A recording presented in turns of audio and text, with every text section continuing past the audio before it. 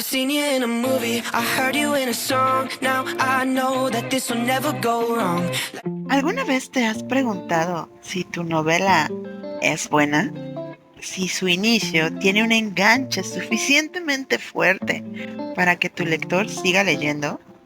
¿O simplemente has terminado de escribir y piensas que tienes la obra maestra, pero lo pasas a tu lector beta y no mencionemos a un corrector o a un editor y sus comentarios no resultan muy alentadores? Déjame decirte que es un camino por el que todos alguna vez vamos a pasar. Cuando comenzamos a escribir, lo hacemos desde el alma. Sin importar cuántas reglas estemos ignorando, ponemos nuestro corazón en las letras y dejamos que la hada inspiración fluya. Uno de mis mentores tiene una frase que yo tomo como mantra: el verdadero trabajo de un escritor ocurre en la edición. Una de las cosas que como creadores necesitamos desarrollar es la apertura a la crítica, la buena crítica. Pero ¿a qué me refiero con eso de la buena crítica? Se enfocan en decir lo que está mal, pero no van más allá. A mí me lo han dicho.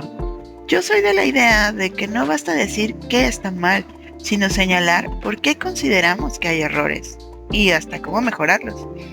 A veces se nos olvida mencionar las cosas positivas, porque todo trabajo las tiene, pero creo que, sobre todo, mucha gente olvida dar consejos u opiniones de cómo esa obra podría mejorar. Algo muy importante a tomar en cuenta, no solo para este tema: una opinión se da si te la piden. Es muy fácil señalar los fallos que ayudar a corregirlos, ¿verdad? Consejos para escritores hay muchos. Uno de los tantos que yo te puedo dar es que si has decidido seguir el amoroso camino de la escritura, trabajes para llegar a ser el escritor que has soñado. Hay muchísimos talleres, cursos, grupos de escritura, libros, podcasts, TikToks, en donde encontrarás información para darle forma a tus borradores o mejorar lo que ya tienes. Mi granito de arena es haber decidido crear este espacio de análisis, que es una pequeña variación de Luna Te Cuenta. La principal diferencia es que no solo incluyo a Wattpad o trabajos publicados. Más adelante lo explico mejor. Advertencia: esto no pretende ser una corrección de fondo, solo un pequeño empujón que los autores necesitamos para darnos cuenta dónde están las áreas de oportunidad de nuestras obras y trabajar en ellas. Voy a empezar de una forma un poco diferente, pero les va a ayudar a entender cómo hago los análisis cuando me han pedido colaboraciones, y para ello voy a aventarme al ruedo.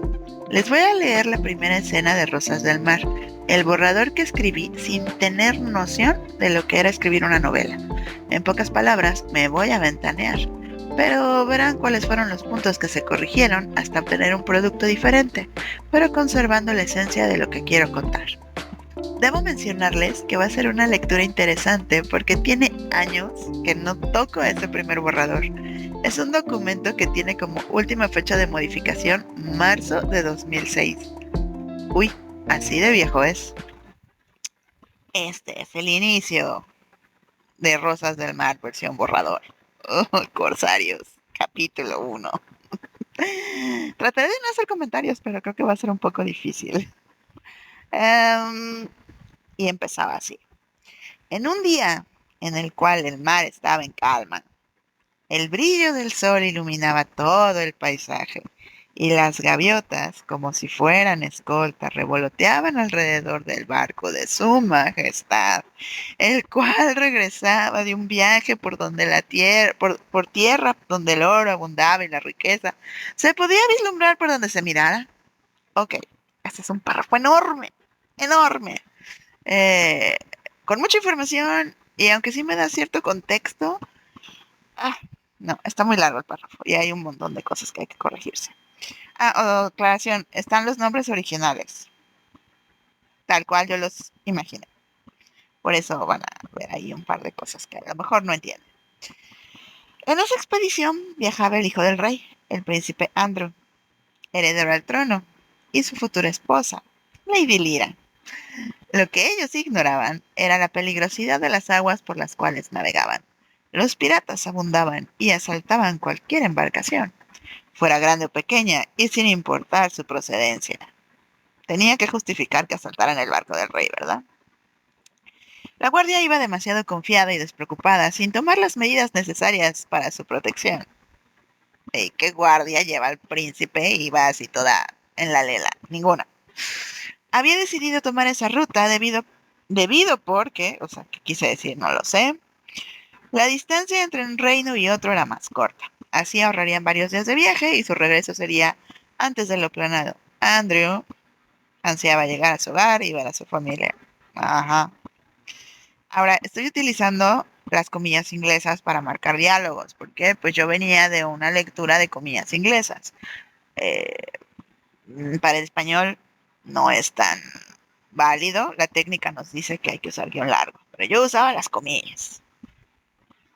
Su Majestad, se acerca un barco a gran velocidad, advirtió uno de los vigías. ¿Cuál es su insignia? Preguntó el príncipe, quien disfrutaba de la brisa y el sol desde la cubierta. André.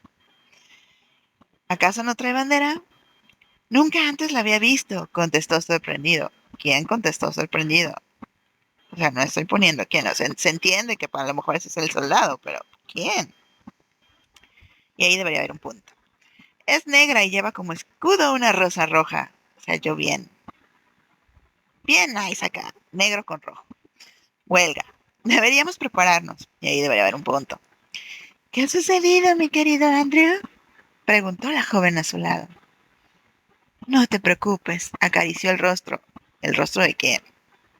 Todo va a estar bien. Y ahí debería haber otro punto.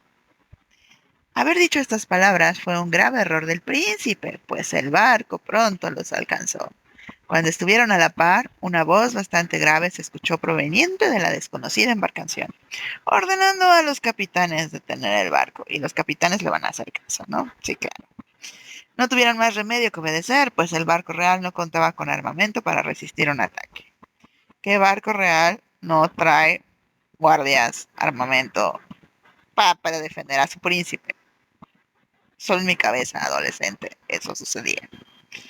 Acto seguido, un hombre joven salió del barco agresor para abordar el barco real. O sea, una sola persona va a invadir un barco lleno de guardias reales. Ya van viendo por dónde va el asunto que se tiene que mejorar. ¿Qué sucede aquí? Exige una explicación inmediata. El príncipe protestó de manera altiva. Pues sí, es un príncipe. Él, ahí le falta el acento al él, era la máxima autoridad del barco y como tal pensaba que cualquier persona que ingresara a su nave debía obedecerlo. Pues no es que lo pensara, es que debía. Ahí está yo de hace 1000 años. No estás, le falta acento, en condiciones, ni tienes el derecho para exigir ese tipo de cosas, contestó el muchacho. Era la misma voz que les había ordenado detenerse, casi burlándose de aquella exigencia. Una acotación extremadamente larga. Aquí el único que manda y ordena es el capitán. Su voz es la única que debemos a la que debemos obediencia. Su voz es la única que debemos obediencia. Ahí le falta algo, ¿no? Insolente, o sea, diciendo insolente al príncipe, o sea, no, qué diálogo tan más irreal. Detrás de él comenzaron a subir más hombres y yo pude solo y ahora vienen todos a invadir. Todos jóvenes, no mayores a los 30 años al parecer, con diferentes atuendos, pero todos vestidos de negro. No sé qué, o sea, no tengo comentarios. Ellos obedecían el primero. Pues sí, era el que invadió el barco solo, yo también lo obedecería. En pocos minutos el barco real estaba tomado. No, en serio, qué guardias tan mensos tenía el Andrew, eh. Suban la mercancía al Red Rose, porque se llamaba así el barco, que tenía banderas negras con una rosa roja. Me indicaba el primer chico. ¿Y la tripulación? Preguntó otro. ¿Quién sabe quién es ese otro? Eso miró al príncipe y a su prometida. A ellos, solo a ellos dos, y a dos de los oficiales. Ok. Disculpe, dijo el príncipe dudoso y con una actitud más servicial. ¿Cuándo un príncipe va a llegar y con un secuestrador y a decirle, disculpe? Creo tener derecho a saber la identidad de nuestros captores y luego preguntar, me están secuestrando y oye, ¿quién eres? No, pues no. Petición sensata para alguien como tú. Mi nombre es Richard. Oh, Richard. ¿Qué secuestrador dice eso? Estoy llorando. ¿Usted es el capitán del barco? Preguntó Lyra con ansiedad, analizando al tal Richard con la mirada. Esa Lyra no dejó uno vivo. Ay, ¿qué clase de pregunta es esa? Richard se indignó dirigiéndose despectivamente hacia la prometida del príncipe. Yo no merezco ser comparada, ni siquiera un poco, con el capitán. O sea, el secuestrador está dando muchas explicaciones y me faltan un montón de puntos al final de todos los diálogos, Dios mío. Terminaron de subir el botín, dejando amagados a los demás miembros de la tripulación, mientras que los prisioneros permanecieron en la cubierta del Red Rose, amarrados y vigilados. Pues sí, porque se iban a escapar, ¿no? Ordeno que nos suelten en este instante. O sea, Andrew acaba de recordar que es príncipe y que lo tienen que obedecer, ¿no? Andrew estaba desesperado. Nadie le daba explicaciones ni los motivos por los cuales él y tres más eran prisioneros. Muchacho, te están secuestrando, nadie te va a dar un motivo. Pero en fin, Andrew. Ya te lo dije, en este lugar no tienes autoridad para reclamar. Aquí tu título de principito de quién sabe dónde nos sirve y ni siquiera nos interesa. Lo único que cuenta es la voz de el capitán. Y aunque yo mismo no entiendo el porqué de esta decisión, tomar prisioneros, esa no es nuestra costumbre. Demasiada explicación, o sea, de verdad, un secuestrador no da explicaciones. En ese caso deberían soltarnos, dijo un poco más calmado. Andrew, estás siendo secuestrado, amarrado, quién sabe qué te van a hacer. Suéltanme, o sea, yo patalearía, o sea, pegaría y se haría y X, ¿no? O sea, por su bien será mejor que guarde silencio. Pues cuál bien, ya está secuestrado, cachetealo y que se calle, ¿no? Esta vez lo amenazó con la espada. Yo lo hubiera cacheteado. Aunque no se entienda, una orden se debe cumplir. Bueno, creo que es la única línea buena de aquí. Les vendaron los ojos para llevarlos a una parte inferior del barco, lo que parecía una bodega llena de cajas. O sea, ¿cómo se dan cuenta que llegan a una bodega si tienen los ojos vendados? Incongruencia. Pues llegaba un sutil aroma a madera tallada, como si se encontraran en un mercado o similar. Ok. Les dije que me iba a ventanear. A ver. Siendo sinceros y sin haber hecho caso a mis comentarios, ¿ustedes leerían algo o continuarían leyendo una historia así? Y de verdad, no, digan sí o no. ¿Y por qué lo harían? ¿O por qué sí o por qué no? Ya les fui diciendo más o menos cuáles son las cosas que hay que mejorar o que había que mejorar en esta parte. O sea, la idea no es mala, pero la ejecución es lo que está, eh, digamos, cojeando, ¿no? Este borrador fue el proyecto que elegí al tomar mi primer taller de novela. Creía que estaba escribiendo una obra genial. La gente que se había acercado a ella tenía buenos comentarios, incluso ya tenía sus fans, y de verdad sentía que iba para arriba. Pero ¿qué creen? Cuando fue mi turno de presentar mi escrito, lo despedazaron. Pero lejos de salir con la moral por los suelos, con ganas de no volver a tocar una pluma, salí con la idea de que podía hacer de esa escena algo espectacular. ¿Qué fallos hay en este pedacito? Un montón. Ya medio los escucharon. La puntuación, los gerundios, la congruencia, la construcción de la escena misma, los personajes. Ninguno actuó con lógica. Solo están ahí siendo marionetas movidas a mi voluntad. Una semana después, el cambio fue radical. Y ahora les voy a compartir la última corrección de la escena de apertura de Rosas del Mar. Hay ligeros cambios de lo que encuentran en Wattpad, porque ya está pasando a corrección. Yo uso SmartWriter como procesador de textos, no uso Word.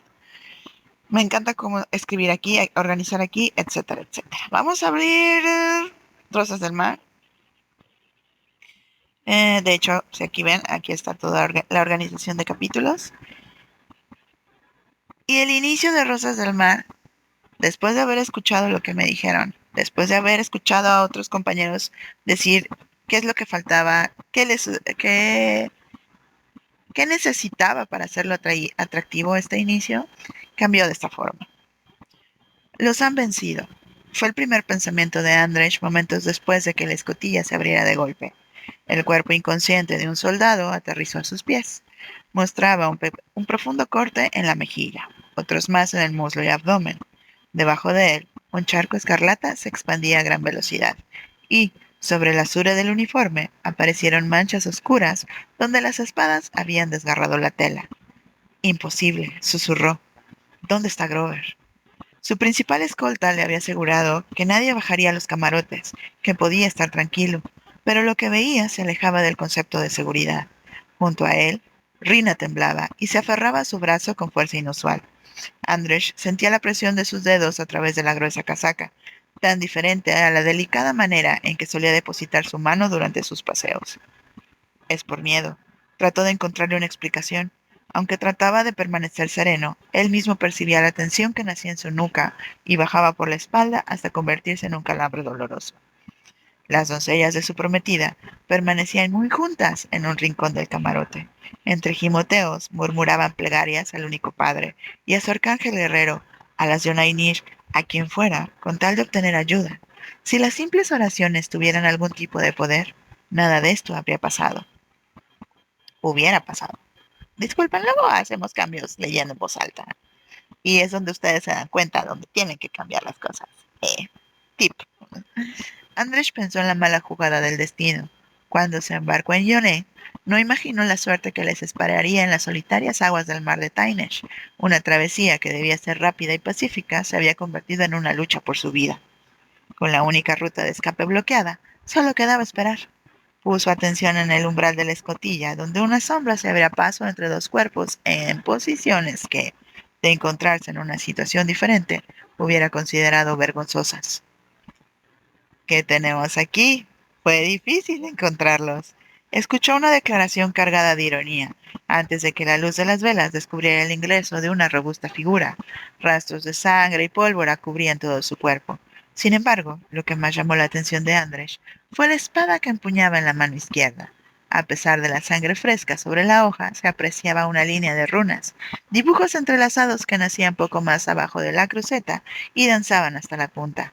Cada trazo parecía destellar con luz propia. El príncipe había visto diseños semejantes durante una de sus visitas a la armería de Amberín. ¿Qué hacía un asqueroso bandido de mar con un arma forjada por los elfos de Nefesh? Dice, el pirata caminó hasta el lugar donde Andrzej permanecía de pie. Al notar la sonrisa triunfal que le dedicó a Rina, trató de ocultarla detrás de él. Conocía suficientes relatos para saber que la virtud de una mujer corría peligro si caía en manos de bandidos. No se perdonaría si algo dañaba a su prometida. Para llegar a ella, primero tendrían que enfrentarse a él. Con la cercanía pudo ver con claridad a su asaltante. Debajo de aquella suciedad había un rostro de facciones finas. El cabello negro revuelto de un largo que su madre hubiera censurado. Olía a una combinación de sangre, sudor y pólvora. Lo igualaba en estatura y parecía ser un poco mayor, pero lo llamativo eran sus ojos, de un gélido color violeta que le atravesó el alma. Así que eres tú, apuntó al pecho de Andrzej con el filo de la espada. Ni se te ocurra moverte.